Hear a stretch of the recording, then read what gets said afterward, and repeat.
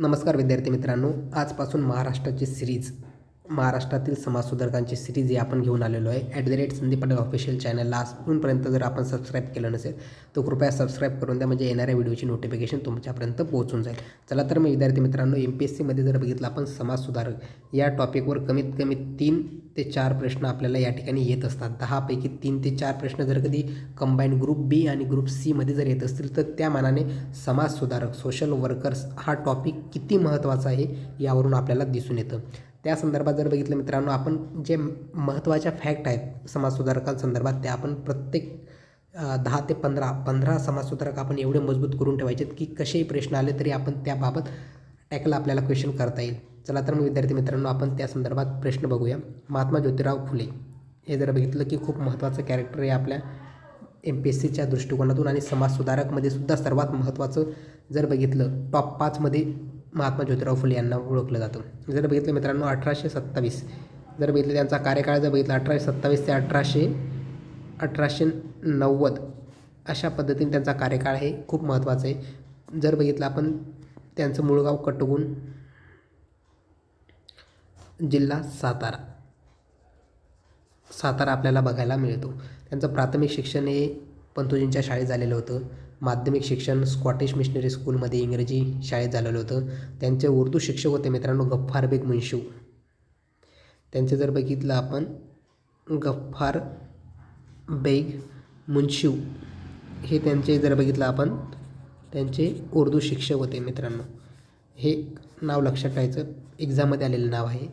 जर त्यांचा प्रेरणा सोर्स काय काय होतं जर बघितलं आपण की थॉमस पेनने लिखित राईट्स ऑफ मॅन हे बुक्स होतं. राईट्स ऑफ मॅन थॉमस पेनचं हे बुक होतं मित्रांनो. यांचा खूप मोठा प्रभाव त्या व्यक्तीवर झालेला होता. जस्टिस अँड ह्युमॅनिटी हे सुद्धा कॅरेक्टर होतं. जस्टिस अँड ह्युमॅनिटी हे सुद्धा खूप महत्त्वाचं कॅरेक्टर होतं. कॉमन सेन्स होतं त्या संदर्भात, म्हणजे जर बघितलं आपण कॉमन सेन्स आणि age of region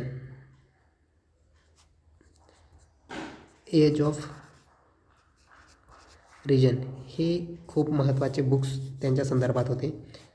Thomas Paine लिखित काय rights of man, justice and humanity, common sense, age of reason हे बुक्स होते. आणि त्यांच्यावर संत तुकाराम महाराज असेल, छत्रपती शिवाजी महाराज असेल, मार्टिन लुथर किंग यांचे जीवनचरित्रसुद्धा त्यांनी त्या ठिकाणी वाचलेलं होतं.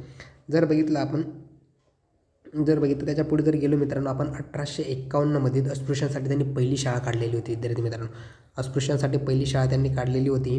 1851मध्ये अस्पृश्यांसाठी पहिली शाळा काढली होती. नानापेठ पुणे या ठिकाणी सुरू केली होती, पण ब्राह्मणांचा विरोध होता त्यामुळे ही शाळा बंद पडली. मुलींची शाळा 1851मध्ये जुलै 1851मध्ये आप्पासाहेब चिपळूणकर यांच्या वाड्यात बुधवारपेठ पुणे या ठिकाणी सुरू केली, पण आर्थिक सहाय्याअभावी ही बंद पडली. परंतु मित्रांनो सदाशिवराव गोवंडे आणि केशवराव बावळकर यांच्या मदतीने पुन्हा सुरू करण्यात आलेली होती. 1851मध्ये सप्टेंबर 1851मध्ये रास्तापेठेत मुलींची दुसरी शाळा काढली होती मित्रांनो. खूप महत्त्वाचा प्रश्न आहे आपल्याला या ठिकाणी पेपरमध्ये आलेले प्रश्न आहेत की एक्झाममध्ये प्रिव्हियस इयरला आलेले प्रश्न आहेत, तेच आपण घेतो. 1852मध्ये मुलींची जर बघितलं आपण 1852मध्ये मुलींची तिसरी शाळा मित्रांनो या ठिकाणी आपल्या वेताळपेठेत आपल्याला बघायला मिळते. 1852मध्ये अस्पृश्यांसाठी शाळासुद्धा वेताळपेठेत काढली होती त्यांनी. वेताळपेठेत अस्पृश्य व स्त्री शिक्षणाची मदत ही दक्षिणा प्राईज फंडाद्वारे ब्रिटिशांकडून मिळत होती. जर बघितले आपण की अस्पृश्यांच्या शाळेसाठी आणि मुलींच्या शिक्षणासाठी दक्षिणा प्राईज फंडाद्वारे शिक्षणासाठी त्यांना मदत मिळत होती. खूप मोठं कॅरेक्टर, खूप मोठं नाव हे भारतीय इतिहासामध्ये होऊन गेलेले ते म्हणजे महात्मा ज्योतिराव फुले. जर बघितलं मित्रांनो महार मांग आदी लोकांना विद्या शिकवणारी मंडळी ही संस्था 1853मध्ये स्थापन केलेली होती. हा प्रश्न येऊन गेलेला आहे, IMP करून ठेवतो. 1855मध्ये पहिली प्रौढशाळा म्हणजे रात्रशाळा ही काढण्यात आलेली होती. 1858मध्ये अनाथ बालिकाश्रम काढण्यात आलेलं होतं. 1863मध्ये बालहत्या प्रतिबंधक गृह हे जे स्वतःच्या घरात भारतातील अशा प्रकारचं हे पहिलं गृह होतं मित्रांनो. अनाथ मुलांचे संगोपन, बालकांची हत्या रोखण्यासाठी विधवांना आधार म्हणून स्थापना करण्यात आली होती. हे गृह स्थापन करण्यासाठी मदत खालीलपैकी कोणत्या लोकांनी केली हा सुद्धा प्रश्न MPSCने मागच्या काळात विचारलेला होता. त्या संदर्भात गोपाळ हरी देशमुख खूप मोठं नाव, भांडारकर असतील, उमाशंकर असतील, महादेव गोविंद रानडे, लाला शंकर, बाबा परमानंद आणि तुकाराम पडवळकर पडवळ या लोकांनी त्या ठिकाणी बालहत्या प्रतिबंध गृह स्थापन करण्यासाठी त्या ठिकाणी मदत केलेली होती. चला तर मग पुढे बघूया आपण.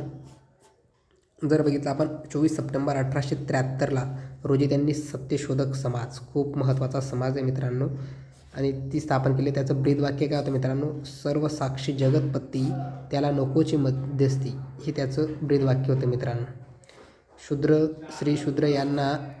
श्री शूद्र यांना साक्षर करणे, ब्राह्मणांच्या पिळवणुकीपासून सोडवणे या संस्थेचे उद्देशाने स्थापन करण्यात आलं होतं.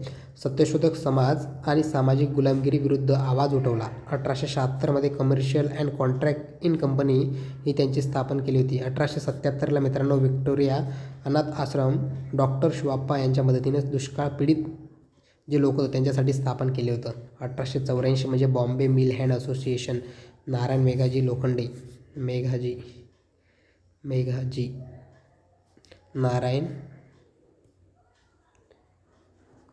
लोखंडे यांच्या मदतीने ते त्या ठिकाणी स्थापन करण्यात आलेलं होतं मित्रांनो.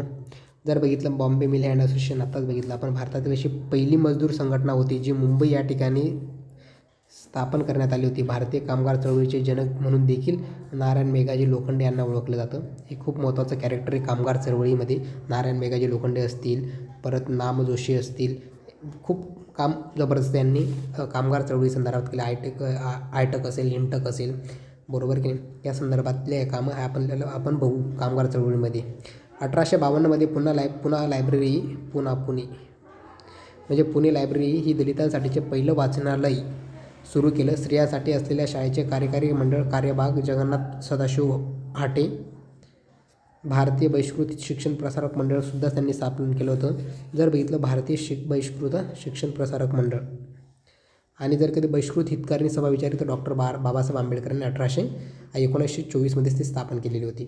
1848 मराठा जातीच्या मुलांसाठी बुधवार पेठ या ठिकाणी ही शाळा स्थापन केली होती. या शाळेत सहकार्य करणारे व्यक्ती कोणते, सदाशिव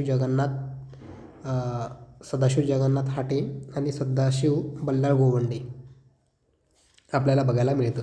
चला तर पुढचा प्रश्नाकडे जाऊया. 1875 खतफोडीचं बंड होतं मित्रांनो. खतफोडीचे बंड अहमदनगर जुन्नर जे सावकारशाही विरुद्ध हे बंड 2 वर्ष चाललं होतं मित्रांनो. म्हणजे सावकारांच्या विरोधातलं हे बंड होतं, जे की वारंवार सावकार शेतकऱ्यांना पिळवणूक करत होतं. मग त्यांच्या विरोधात हे खतफोडीचं बंड म्हणून 1875 महात्मा ज्योतिराव फुले यांच्या नेतृत्वात ते लढलं गेलं होतं. त्यांची ग्रंथरचना आहे मित्रांनो. ग्रंथरचनेवर खूप प्रश्न विचारले गेलेले आहेत. तृतीय रत्न नाटक 1855, ब्राह्मणांचं कसब 1869, शिवाजी महाराजांचा पोवाडा 1869, गुलामगिरी 1873, शेतकऱ्यांचा असूडे 1883, सत्सार 1885, इशारा 1885, सार्वजनिक सत्यधर्म हे त्यांचा मरणोत्तर प्रकाशित झालेला ग्रंथ होता मित्रांनो. मरणोत्तर हा प्रकाशित झालेला ग्रंथ होता. चला मग पुढे बघूया आपण त्यांच्या संदर्भात अजून महत्त्वाचे फॅक्ट जे आहेत, जे की MPSCने विचारलेल्या सुद्धा आहेत. 1882 हंटर कमिशन पुढे त्यांनी साक्ष दिलेली होती, आपल्याला माहिती आहे. 11 मे 1888 महात्मा ही पदवी त्यांच्या कार्याचा गौरव म्हणून मुंबईच्या जनतेने दिलेली होती. खूप महत्त्वाचं आहे. जर कधी प्रश्न आला उद्या परीक्षेत की महात्मा ही पदवी महात्मा ज्योतिराव फुले यांना कोणी दिली, तर मुंबईच्या जनतेने दिली होती. कोळीवाडातील लोक होते ते त्या लोकांनी दिलेली होती. त्यांच्या कार्याचा गौरव म्हणून त्यांना अनेक प्रकारच्या बिरुदावली लावल्या गेल्या आहेत. त्यांना अनेक प्रकारचे उपाध्या पण दिलेल्या आहेत. आधुनिक भारताचे पहिले समाज क्रांतिकारक असं कोणी म्हटलं आहे, विनायक दामोदर सावरकर, स्वातंत्र्यवीर विनायक दामोदर सावरकर यांनी म्हटलेलं आहे. The great Martin Luther Rajshri Shahu महाराजांनी म्हटलेलं आहे. हिंदुस्थानचे Booker T Washington Sayajirao Gaikwad यांनी म्हटले. खरा महात्मा कोण होतं, तर असं महात्मा गांधी म्हणतात, मी महात्मा नाही तर खरा महात्मा हे ज्योतिराव फुले होते असं त्यांनी म्हटलेलं आहे. पहिले दलित उद्धारक विठ्ठल रामजी शिंदे यांनी म्हटलं आहे. महाराष्ट्राचे कार्ल मार्क्स कोण होते खऱ्या अर्थानं, तर ज्योतिबा फुले होते असं कोण म्हटलं आहे, ते कार्ल मार्क्स माधवराव बागले म्हटलेले. महाराष्ट्राचे खरे कार्ल मार्क्स कोण आहेत, तर ज्योतिराव फुले असं कोण म्हटलं आहे, तर माधवराव बागल. अशा पद्धतीने जर बघितलं मित्रांनो आपण, अशा पद्धतीने जर बघितलं की महात्मा ज्योतिराव फुले, अशा पद्धतीने जर बघितलं मित्रांनो आपल्याला कमीत कमी 15 समाजसुधारक कसे करायचे.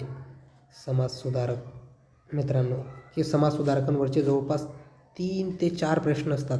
त्यांनी संघटना कुठली स्थापन केलेली, त्यांनी वृत्तपत्रात कुठे काम केलेले, त्यांनी कुठले समाज स्थापन केलेला आहे, त्यांनी इंग्रजांविरुद्ध कुठे बंड पुकारलेले, अशा एक ना अनेक त्यांचं नाव, गाव त्यांना दिलेलं. म्हणजे समजा आता लोकहितवादी म्हणून कोणाला ओळखलं जातं, गोपाल हरी देशमुख. म्हणजे असे एक ना अनेक प्रकारच्या फॅक्ट्स समाजसुधारकांसंदर्भात विचारले जातात. तर त्या येत्या काळात आपण एक बघणार आहोत. तुम्हाला जर व्हिडिओ आवडला असेल तर मित्रांनो एक चॅनलला सबस्क्राईब करायला विसरू नका आणि येणाऱ्या म्हणजे सबस्क्राईब केल्यानंतर येणाऱ्या व्हिडिओची नोटिफिकेशन तुम्हाला मिळून जाईल. चला तर मग धन्यवाद.